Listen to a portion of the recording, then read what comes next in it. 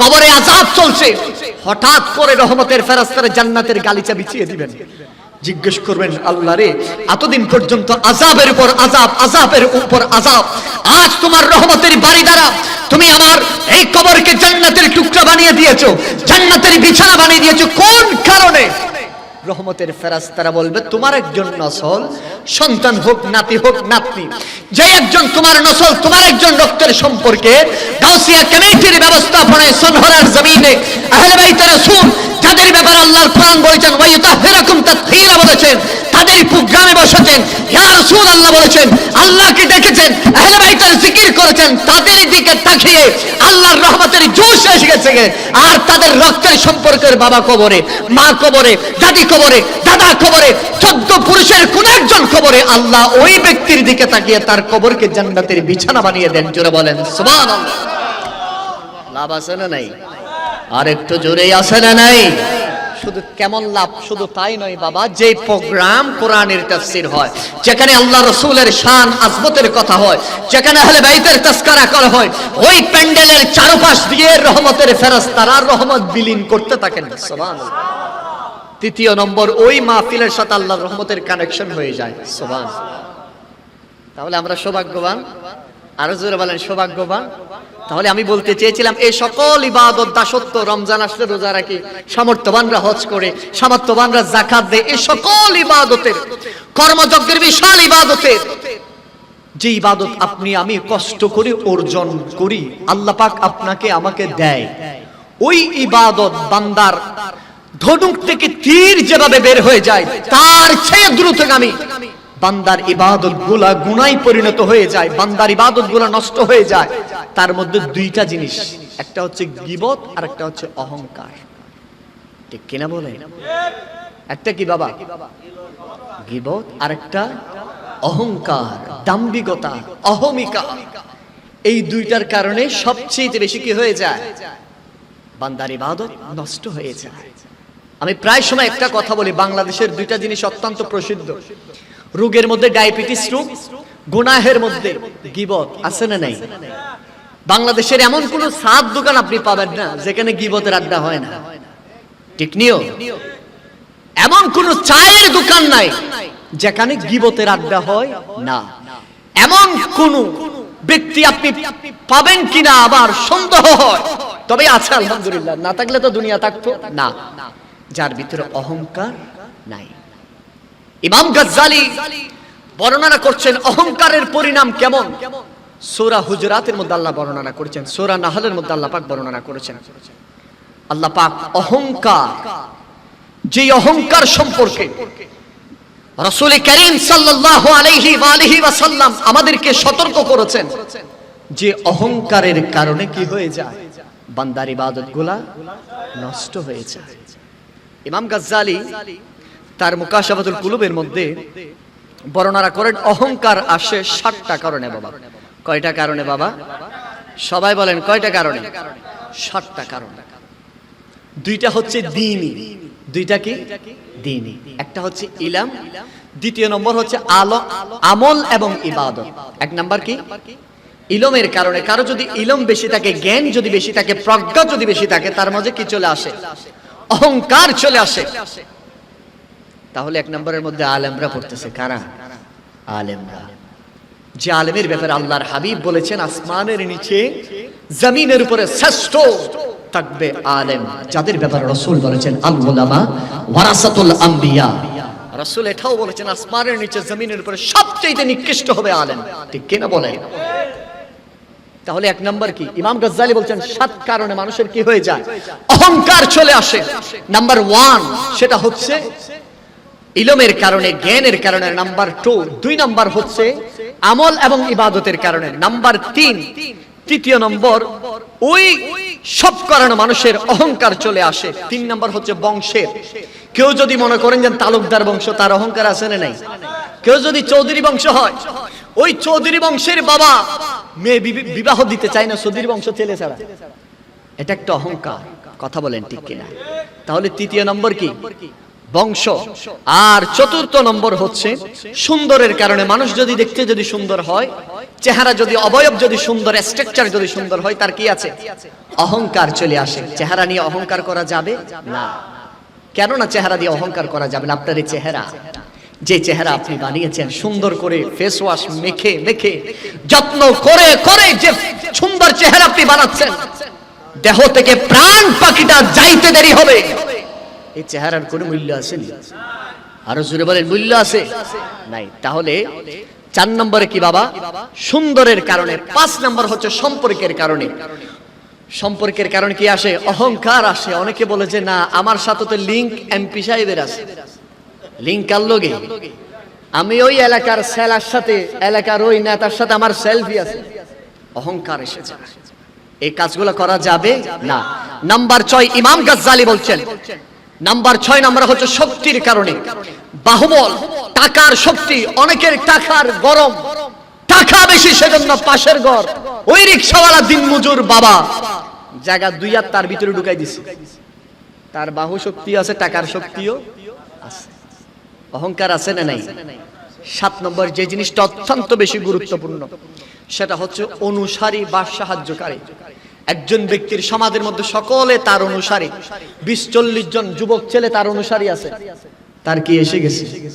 অহংকার, দাম্ভিকতা এসে গেছে। তাহলে ইমাম গাজ্জালি বলছেন এই 7টা কারণে মানুষের কি আসে বাবা? অহংকার চলে আসে।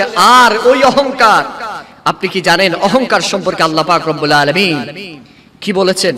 আল্লাহ পাক রব্বুল আলামিন যে ব্যক্তিদের অহংকার যাদের বেশি আছে, আল্লাহর কোরআনুল কারীম সূরা বাকারার মধ্যে আল্লাহ পাক রব্বুল আলামিন ইরশাদ করছেন, আবা ওয়াস্তাকবারা ওয়া কানা মিনাল কাফিরিন।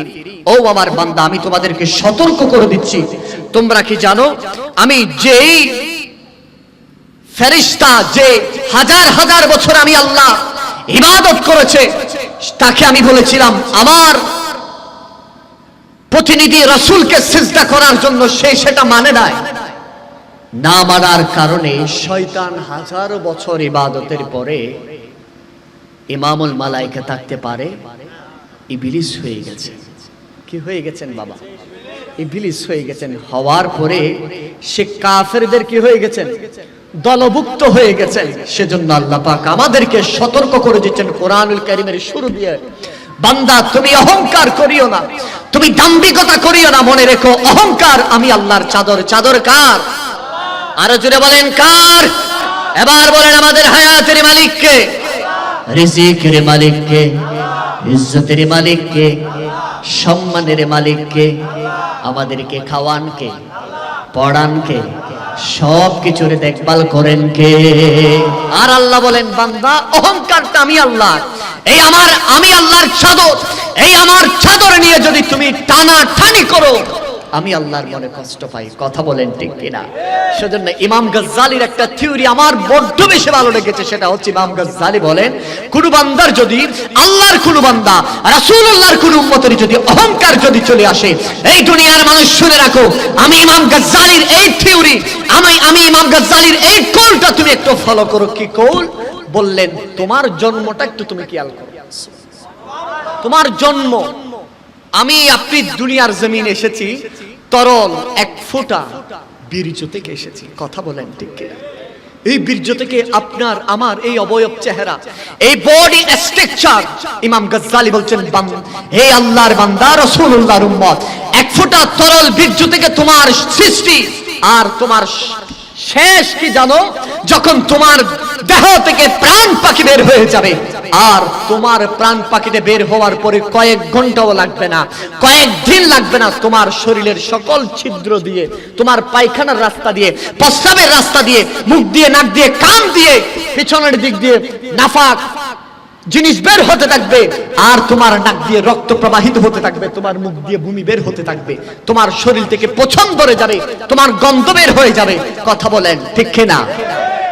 যে শরীরের কোনো ভরসা নাই, মৃত্যু হওয়ার পর 2 ঘন্টা আমি কি শুধু একটু, যদি আমি আপনাদেরকে আরো একটু যদি গভীরে যদি নিয়ে যায়, আপনি দেখবেন মৃত্যু হওয়ার পরে আপনার আমার আপন মানুষগুলো কি করবেন? রেখে দিবেন? বলেন না বাবা।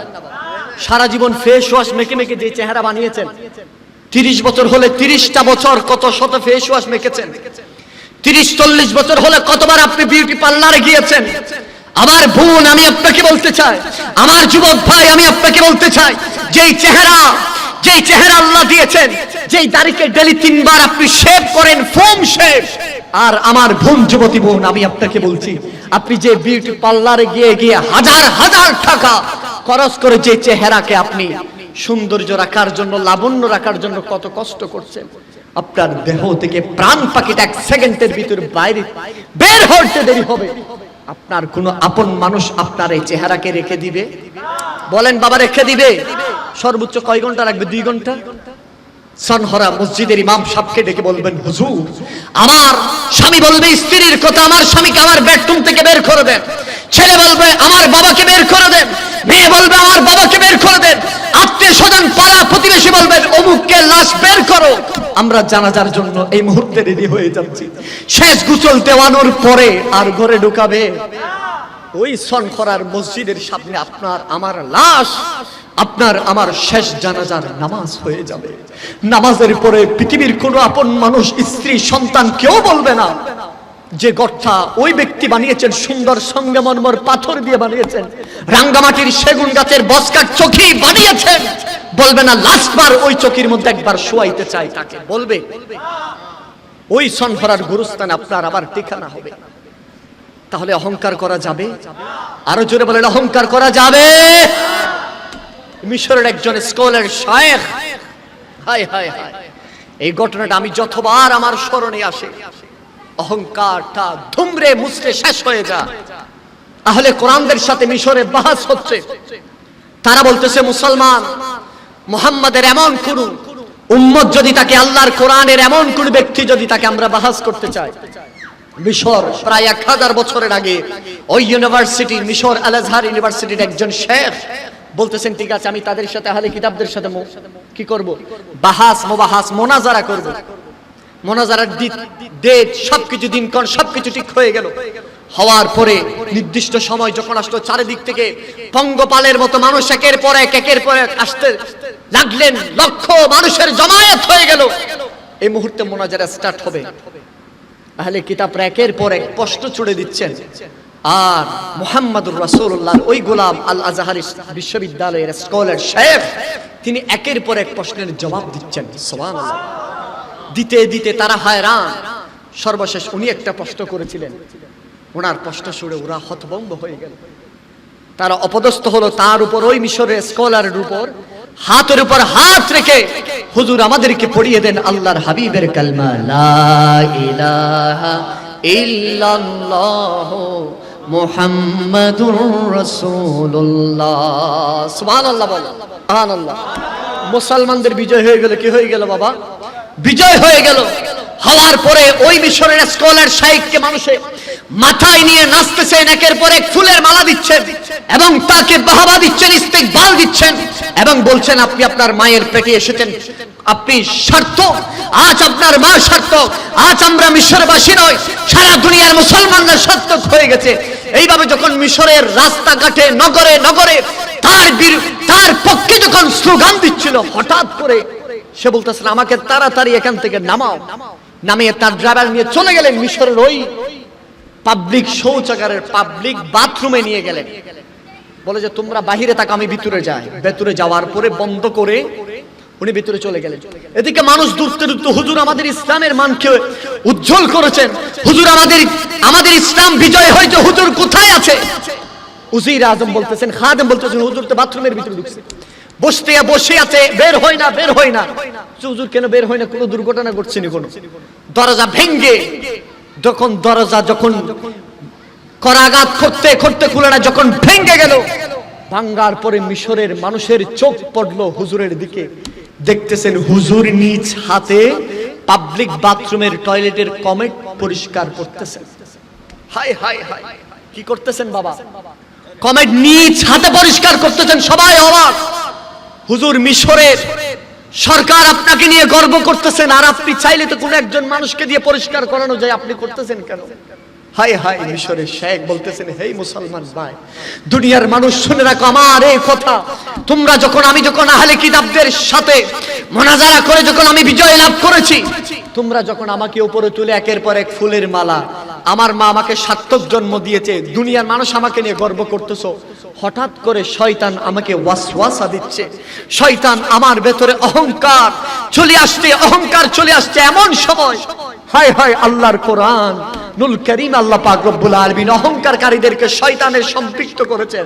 অহংকারকারীরা কাফেরের সহোদর ভাই বলেছেন। অহংকারকারীদেরকে আল্লাহ পছন্দ করে না। সূরা নাহলের মধ্যে আল্লাহ বলেছেন, যদি আমার ভেতরে যদি অহংকার যদি চলে আসে, আমি সবকিছু শেষ হয়ে যাবে। সেজন্য আমার অহংকার না আসার জন্য আমি মিশরের পাবলিক টয়লেট, যেখানে আমির গোবারা, আমির গরিব ফকির মিসকিন সবাই বাথরুম করে, সে বাথরুম আমি হাত দিয়ে ডলে ডলে পরিষ্কার এই জন্য করছি যেন আমার ভিতরে যেন অহংকার না আসে। জোরা বলেন। আর আমি আপনি কি করি?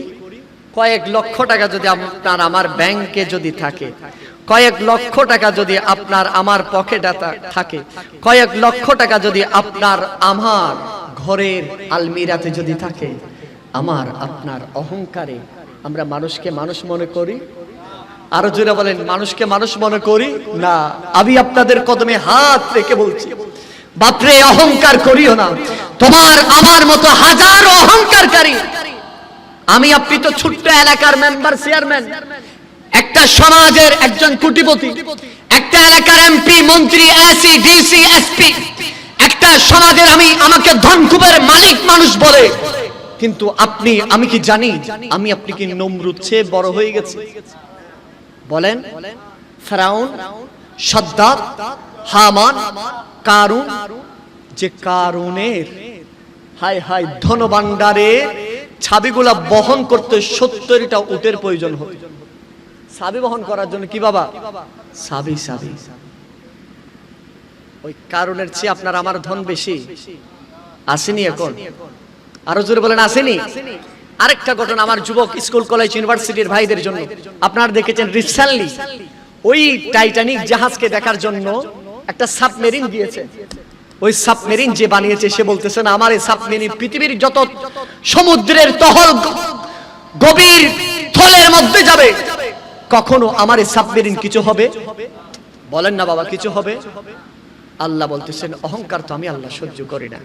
অহংকার আল্লাহ সহ্য করেন? আরো জোরে বলেন, সহ্য করেন আল্লাহ। সেজন্য আল্লাহ পাক রব্বুল আলামিন কোরআনুল কারীমের 16 নম্বর সূরার মধ্যে 23 নম্বর আয়াতে আল্লাহ বলছেন, ইন্নাহু লা ইউহিব্বুল মুস্তাকবিরিন। আল্লাহ পাক রব্বুল আলামিন কি বলছেন? ইন্নাহু লা ইউহিব্বুল মুস্তাকবিরিন। নিশ্চয়ই আল্লাহ পছন্দ করে না, নিশ্চয়ই আল্লাহ পছন্দ করে না দাম্ভিক ব্যক্তিকে, অহংকারী ব্যক্তিকে। যে অহংকার করে আল্লাহর চাদরকে নিয়ে টানাটানি করে, আল্লাহ তাকে পছন্দ করে। ওই যে টাইটানিক জাহাজকে দেখতে গিয়েছিল, যে টাইটানিক বানিয়েছে, যে সে বানানোর পরে পৃথিবীর এমন কোনো কিছু নেই আমার এই টাইটানিককে নষ্ট করে দিবে। আমরা গবেষণার মাধ্যমে ইতিহাস আমাদেরকে সাক্ষী দিচ্ছে, একটা আইস এর সাথে বরফের একটা টুকরার সাথে বেজে টাইটানিক কি হয়ে গেছে বাবা? ধ্বংস হয়ে গেছে। তাহলে পৃথিবীতে কেউ কোনো কিছু আল্লাহর শক্তি, আল্লাহর ক্ষমতা, আল্লাহর সাথে সামঞ্জস্য করবে এরকম কোনো কিছু আছে? আরো জোরে বলেন, আছে? এরকম কোনো কিছু নেই, এমন কিছু নেই যেই জিনিসটা আল্লাহর সাথে সম্পৃক্ত হবে। আল্লাহ বলছেন, বান্দা অহংকার এটা আমি আল্লাহর চাদর, এটা নিয়ে তোমরা টানাটানি করিও। আরো জোরে বলেন, টানাটানি করিও না। সেজন্য আল্লাহ পাক রব্বুল আলামিন এই জিনিসটাকে ভালোবাসে না। দ্বিতীয় নম্বর হচ্ছে গীবত। দ্বিতীয় নম্বর কি? সবাই বলেন, গীবত। গীবত বলতে আব্দুল হাই লাকনবী তিনি গীবতের সংখ্যা এইভাবে বলছেন, কোন ব্যক্তির, আমরা গীবতটা কারে বলে সেটাও জানি না, গীবত কারে বলে সেটাও জানি না। গীবত হচ্ছে কোন একজন ভাই আপনার সামনে নাই, আপনারা তিনজন আলোচনা করছেন, একজন ভাই নাই, তার বিরুদ্ধে এমন আচরণ করা যে আচরণ সে কষ্ট পায়, সেটাই গীবত। তিনজন মিলে 60 জন মেজবানে গেছেন, মেজবানে যাওয়ার পরে একজন চলে গেছে, তিনজন আছে, তিনজন বলতেছে এ এমন খাওয়া খাইছে রে ভাই, পুরাই ফেলছে আজকে পুরা। এটা কি গীবত? এটা কি গীবত? গীবত কেমন গুনাহ? আল্লাহর হাবিব সাল্লাল্লাহু আলাইহি ওয়াসাল্লাম বলছেন, আমি যখন মেরাজে গিয়েছিলাম, মেরাজে যাওয়ার সময় আমি এমন এক সম্প্রদায়ের পাশ দিয়ে যাচ্ছিলাম, আমি রাহমাতুল লিল আলামিনের চোখ যখন তাদের দিকে পড়ল, আমার সিনাটা কেঁপে উঠলো। আমি দেখতেছি তাদের নখগুলা তামার হয়ে গেছে, নখের কোনাগুলা জ্বলতেছে শিরশির করে, আগুন বের হচ্ছে সেখান থেকে। ওই কওমের মানুষগুলা তাদের সেই তামার নখগুলা দিয়ে তাদের চেহারাকে আশ্রাচ্ছে, শরীরকে আশ্রাচ্ছে, এখান থেকে রক্ত বের হচ্ছে, মাংসগুলা কষে কষে পড়ছে। আমি তাদেরকে দেখা মাত্র আমার অন্তরটা কেঁপে উঠলো। আমি জিবরিলকে বললাম, ইয়া আখি জিবরিল, হে আমার ভাই জিবরিল, এ কোন সম্প্রদায়? জিবরিল আমাকে বললেন, হে আল্লাহর হাবিব, আল্লাহর রাসূল সাল্লাল্লাহু আলাইহি ওয়াসাল্লাম, এটা ওই সম্প্রদায় আপনার উম্মতের মধ্যে যারা আপন ভাইয়ের গীবত করে। কি করে বাবা? আপন ভাইয়ের গীবত করে। ইয়া রাসূল, এটা ওই সম্প্রদায়। আল্লাহ গীবতের ব্যাপারে বলেছেন, আল্লাহর কোরআন সুস্পষ্ট দলিল। আল্লাহর কোরআন বলেছেন, ও আমার বান্দারা, তোমরা কি চাও, তোমরা কি এটা পছন্দ করো তোমার আপন ভাইয়ের গোশত তুমি ভক্ষণ করতে? আমরা কি এটা চাই? আরো জোরে বলেন, চাই না? আল্লাহ বলছেন, যদি আপন ভাইয়ের গোশত যদি ভক্ষণ যদি করতে না চাও, তাহলে আপন ভাইয়ের গীবত করিও না। মনে রেখো, ওই গীবত এমন গীবত, আল্লাহর হাবিব সাল্লাল্লাহু আলাইহি ওয়াসাল্লাম বলেন, আল গীবাতু আশাদ্দু মিনাজ জিনা। ওই গীবত জিনার চেয়ে মারাত্মক। কেন জিনার চেয়ে মারাত্মক বলেছেন? আল্লাহর হাবিব বলছেন, জিনা যদি করে আল্লাহর কাছে তওবা করবে, ইস্তেগফার করবে, আল্লাহ চাইলে maaf করে দিতে পারেন। কেননা আল্লাহর কোরআন বলছেন, ইন্নাল্লাহা ইউহিব্বুত তাওয়াবিন।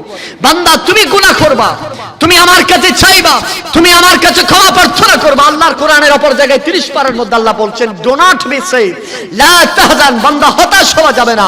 ইন্নাল্লাহা মানা। আল্লাহর কাছে যদি চাই, আল্লাহর হাবিব মুহাম্মদুর রাসূলুল্লাহ বলছেন, যদি আল্লাহর কাছে যদি চাই, আল্লাহ কি করে দিতে পারেন বাবা? maaf করে দিতে পারেন। কিন্তু গীবত, সেটা তো আল্লাহর সাথে সম্পৃক্ত না, সেটা হচ্ছে বান্দার সাথে। যতক্ষণ পর্যন্ত বান্দা মাফ করবে না, ততক্ষণ পর্যন্ত তাকে আল্লাহও মাফ করবে। আরো জোরে বলেন, আল্লাহও মাফ করবে না। আসুন, গীবত করলে কি হয়? গীবত করলে 4টা সবচেয়ে বড় বড় পরিণাম আছে। কয়টা বাবা?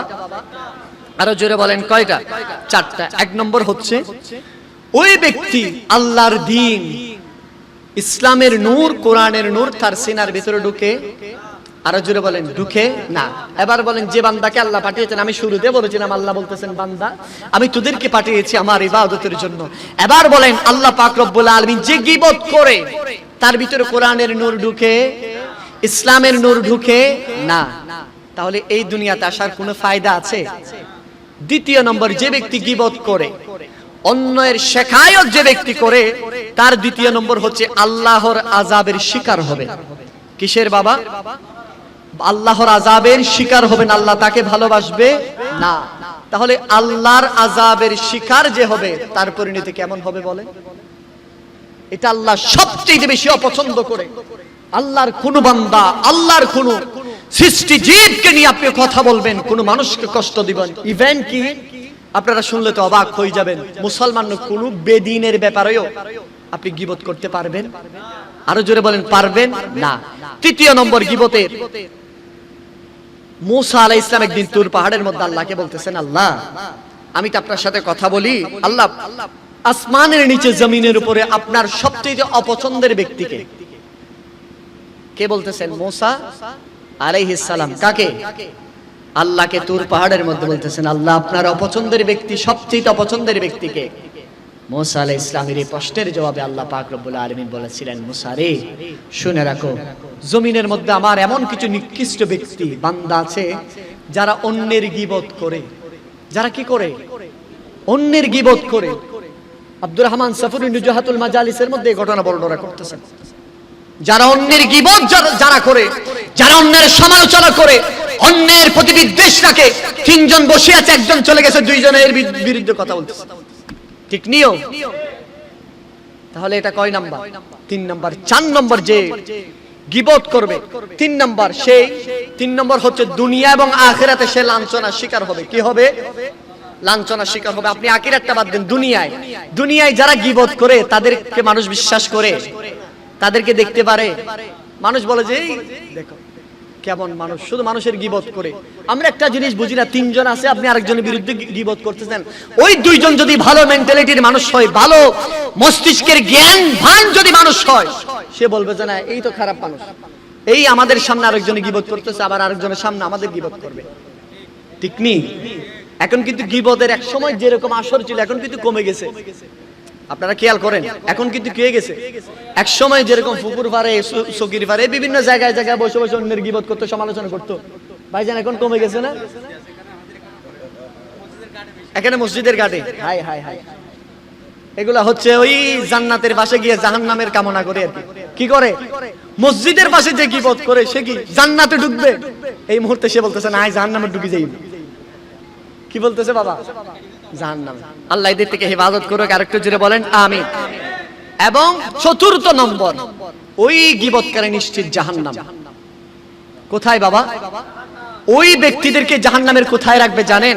জাহান্নামের একটা স্থান আছে, জাহান্নামের একটা কারাগারের নাম আছে হচ্ছে বাউলাস। নাম কি বাবা? ওই বাউলাস নামক কারাগারের মধ্যে ওই ব্যক্তিদেরকে রাখবেন। বাউলাসের সংখ্যা দিতে গিয়ে বাউলাস জায়গাটা কেমন বলতেছেন, অন্যান্য জাহান্নামীরা যেখানে থাকে তাদের রক্ত, তাদের মাংস পচে পচে রক্ত পুষগুলা বের হয়ে যে স্থানে এসে জমা হয়, ওই স্থানের নাম হচ্ছে বাউলাস। ওই স্থানের নাম কি? বাউলাস। ওই বাউলাস নামক স্থানের মধ্যে কাদেরকে রাখবে? আমাদের সমাজের ভিআইপি যারা সাত দোকানে, মসজিদের ঘাটে, পুকুর পাড়ে, নদীর পাড়ে, খালের পাড়ে অন্যের সমালোচনা করে ভিআইপি আছে না নাই? এদের স্থান কোথায় বলেন? বাউলাস নামক কারাগারে। কোন কারাগার? এটা কি আমাদের ঢাকার কাশিমপুর কারাগার, চট্টগ্রামের কারাগার? না, এটা জাহান্নামের কারাগার। কারাগার কিসের? জাহান্নামের কারাগার। তাহলে বলেন আমরা কি জান্নাতে যেতে চাই, জান্নাতুল ফেরদাউসে, নাকি বাউলাস নামক ওই কারাগারে? আরো জোরে বলেন। আমি শুধু আমার মুরব্বীরা তো এদের সকলের চেহারা দেখে বোঝা যায় এগুলা কেউ গীবত করে না, কারণ যারা গীবত করে তারা মাহফিলে আসে না। আপনাদের একটু হাতকে দেখতে চাই, বলেন আমরা কখনো গীবত করব? আরো জোরে বলেন গীবত করব? অতীতে যদি করে ফেলি আমরা আল্লাহর কাছে তওবা করব, আল্লাহ আমাদের জীবনের গুনাহকে মাফ করে দিক, আমিন বলেন। আরেকটু জোরে বলেন আমিন। আল্লাহ আমাদের সকলের হাজিরি তামান্না সব কিছুতে আল্লাহ আমাদেরকে কবুল করে নিক, একটু জোরে বলেন আমিন। এবং বিশেষ করে আমি আজকের এই প্রোগ্রামের যারা সুন্দর আয়োজন করেছে আমি তাদের জন্য অজস্র দোয়া করছি। এবং বিশেষ করে এই গীবত আহলে বাইত রাসূল সাল্লাল্লাহু আলাইহি ওয়াসাল্লাম দুটোটা একত্রে থাকতে পারে? সবাই বলেন না বাবা, থাকতে পারে? যাদের অন্তরে আহলে বাইত রাসূলের প্রেম, যাদের অন্তরে আহলে বাইত রাসূল আছে তাদের অন্তরে গীবত থাকতে পারে? যাদের অন্তরে আহলে বাইত রাসূল আছে তাদের অন্তরে অহংকার থাকতে পারে? কেননা আহলে বাইত রাসূল কেমন? সুবহানাল্লাহ বলেন। হায় হায় হায় হায়, আহলে বাইত রাসূল ওই সকল ব্যক্তিরা যাদের ব্যাপারে কোরআনুল কারীম বলছেন ওয়ায়ুতাহহিরাকুম তাতহীরা, আমি তাদেরকে জনমের মতো পবিত্র করে দিলাম। সুবহানাল্লাহ। শুধু তাই নয়, আমি আপনাদেরকে ছোট্ট একটা নুকতা বলতে চাই।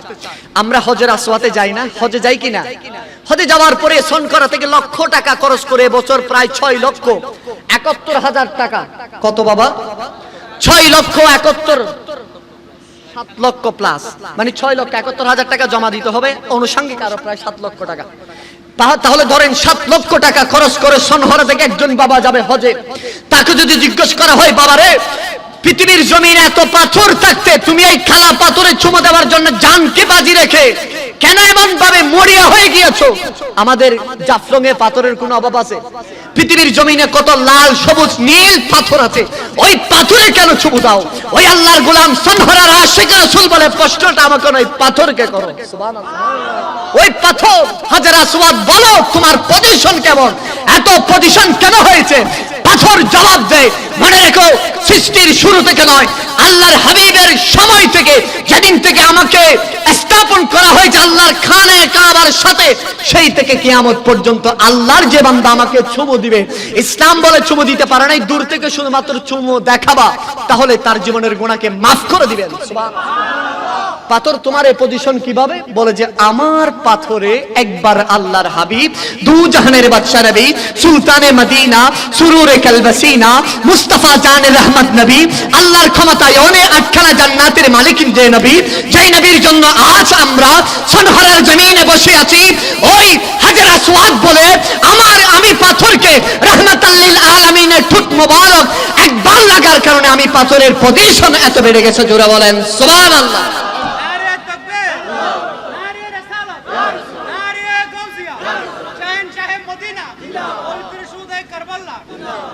এবার পাথরের মধ্যে আল্লাহর হাবিবের ঠোঁট মোবারক একবার লাগলে যদি এমন পজিশন হয়ে যায়, বাবা যে ঠোঁটের ব্যাপার আল্লাহর কোরআন নুল কারীম কি বলছে জানেন?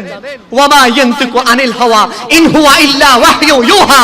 ও দুনিয়ার মানুষ শুনে রাখো, আল্লাহর হাবিব মক্কার জমিনে যেই নবীকে আমি 570 খ্রিস্টাব্দে পাঠিয়েছি, সেই নবী আমি আল্লাহর হুকুম ছাড়া একটা বাক্য বলে না। জোরে বলেন সুবহানাল্লাহ।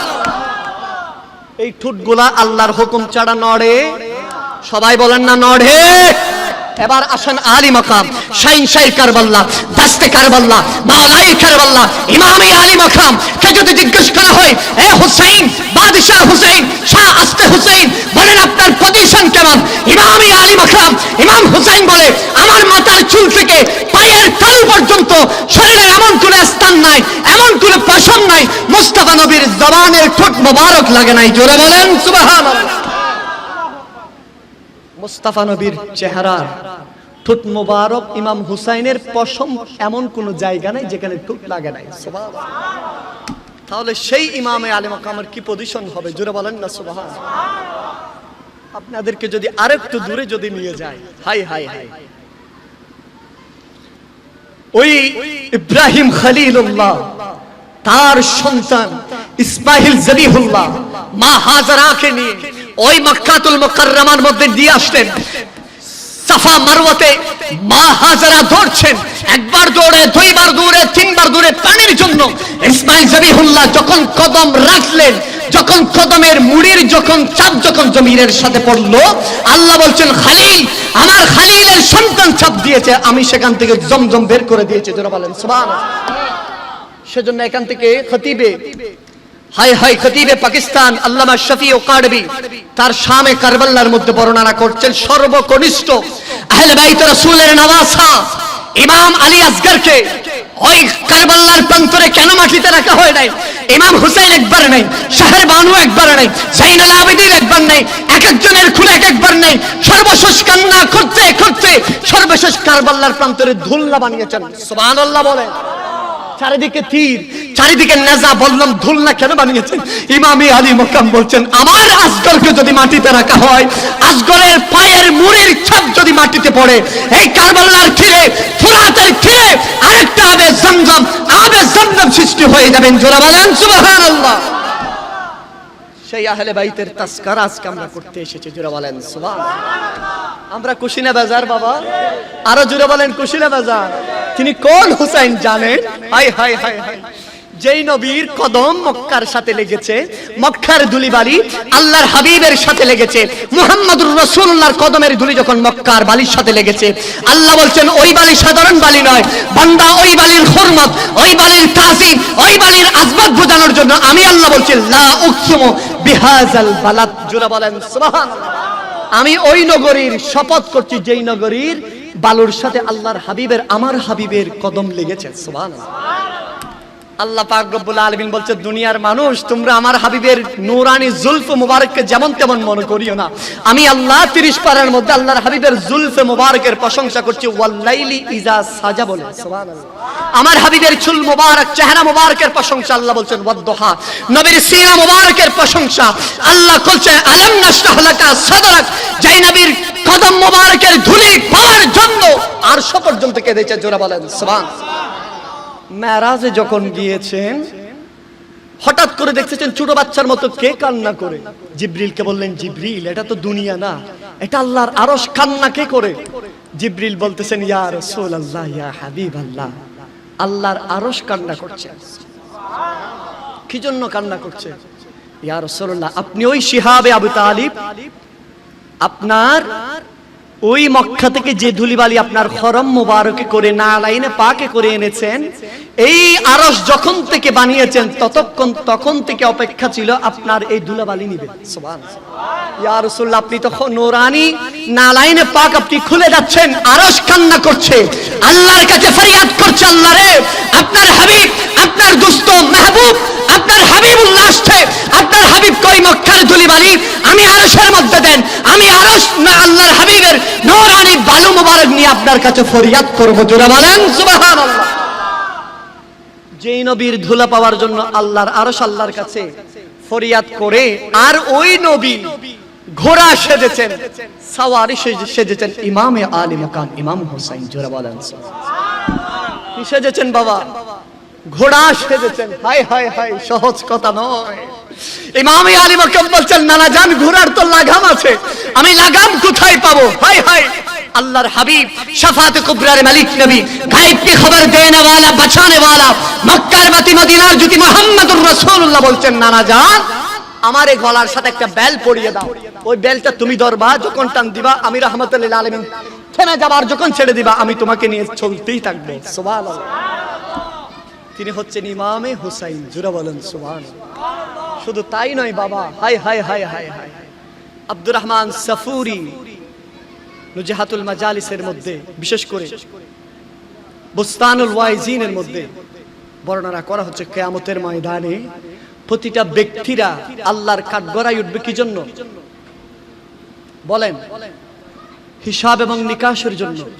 ওই হিসাব নিকাশ কেমন পরিস্থিতি হবে আল্লাহর কোরআন বলছেন, ইয়াউমা ইয়াফিরুল মারউ মিন আখি ওয়া উম্মি ওয়া আবিহি। ও দুনিয়ার মানুষ, দুনিয়াতে আমাদের সবচেয়ে আপন কে? মা এবং বাবা এবং ভাই, ঠিক কি না? আল্লাহর কোরআন বলছে ইয়াউমা ইয়াফিরুল মারউ মিন আখি, তোমার ভাই, ওয়া উম্মি ওয়া আবিহি, তোমার মা তোমার বাবা তোমাকে দেখলে কি হয়ে যাবে? পালায়ন করবে, তারা দৌড়তে থাকবে তোমাকে দেখে দেখে। মা দৌড়তে থাকবে সন্তান যেন মাকে না দেখে, বাবা দৌড়তে থাকবে সন্তান যেন বাবাকে না দেখে, ভাই ভাইকে দেখে দৌড়তে থাকবে যেন ভাই ভাইকে না দেখে। সেই কঠিন মুহূর্তে সকল মানুষ নিজের ফিকিরে থাকবে। আর সেদিন ওই জান্নাতি যুবকদের সরদার ইমামে আলী মাকাম, যাদের ব্যাপারে আল্লাহর হাবিব বলেছেন আল হাসানু ওয়াল হুসাইনু সাইয়্যিদা শাবাবিল আহলিল জান্নাহ, তাদের মা বেহেশতের রমণীদের সরদার মা ফাতিমাতুজ জাহরা। নারে তাকবীর, নারে রিসালাত, নারে গাউসিয়া। আজকের প্রোগ্রামের যিনি প্রধান আলোচক, আমাদের এদেশের লক্ষ লক্ষ কোরআন প্রেমিকদের প্রাণের স্পন্দন হুজুর আল্লামা শেখ জয়নুল আবেদিন হুজুর তশরিফ এনেছেন। বলেন মারহাবা, বলেন মারহাবা। আল্লাহ আমাদের সবাইকে বুঝার তৌফিক দান করুক, আমিন বলেন। বিশেষ করে হুজুরে চলে এসেছেন, এখনো যারা বাহিরে আছে আমি আপনাদের সবাইকে এসে যাওয়ার জন্য অনুরোধ জানাচ্ছি। ওয়া মা আলাইনা ইল্লাল বালাগ। আসসালামু আলাইকুম ওয়া রাহমাতুল্লাহি ওয়া বারাকাতুহু।